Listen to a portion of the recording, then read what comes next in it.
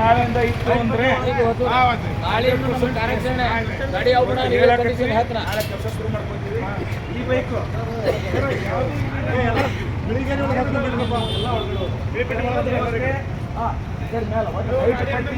ಹೊರಗಡೆ ಯಾವುದು ಇದು ಮಾಡೋದು. ದಯವಿಟ್ಟು ನಿಮ್ಮವ್ರು ಇರ್ತಾರೋ ಒಳಗೆ ಹಚ್ಕೊಳ್ಳೋಕೆ ಬೇರೆ ಇಟ್ಟಿರ್ತೀವಿ. ನೀವು ಅಷ್ಟೇ ಇದು ಒಳಗಡೆ ಹೋಗುತ್ತೀವಿ. ಗಾಡಿ ಯಾರ್ದು ತೆಗೀರಿ.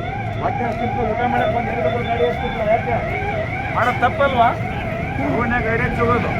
ಅವನಿಗೆ ಮಾತ್ರ ನೋಟಿಸ್ ಕೊಡ್ಬೇಕು. ಆ ಮಗನಿಗೆ ಅವನು ಕ್ಯಾಸ್ಟ್ರೋಲ್ಗೆ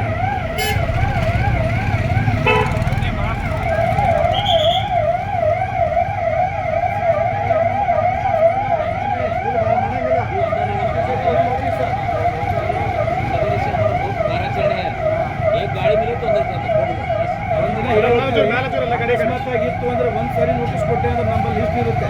ಅದ್ಮೇಲೆ ನಾವೆಲ್ಲ ನೋಟಿಸ್ ಕೊಟ್ಟು ಹೋಗ್ತೀವಿ. 7 ಗಂಟೆ ಆಮೇಲೆ ಕೋರ್ಟಿಗೆ ಅಲ್ಲಾಡಬೇಕಾಗುತ್ತೆ. ಇದು ಮ್ಯಾಲ ಇರೋ ವ್ಯವಸ್ಥೆ ಮಾಡ್ತಾರೆ. ಆಲ್ಮೋಸ್ಟ್ ಅಲ್ಲಿ ನಾನು ನೋಡಿದ್ದೀನಿ. ಯಾವ ಇರೋದಿಲ್ಲ.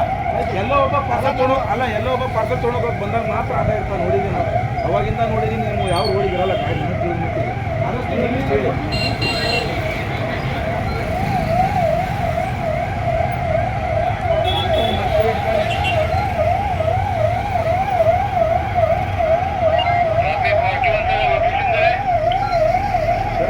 ಟ್ರಾಫಿಕ್ ಆಟು ಗಾಂಧಿ ಸಾಹೇಬರು ನೇತೃತ್ವದಲ್ಲಿ ಕಟ್ಟೋದ್ರಿಂದ ಟಿಪ್ಪು ಸರ್ಕಾರ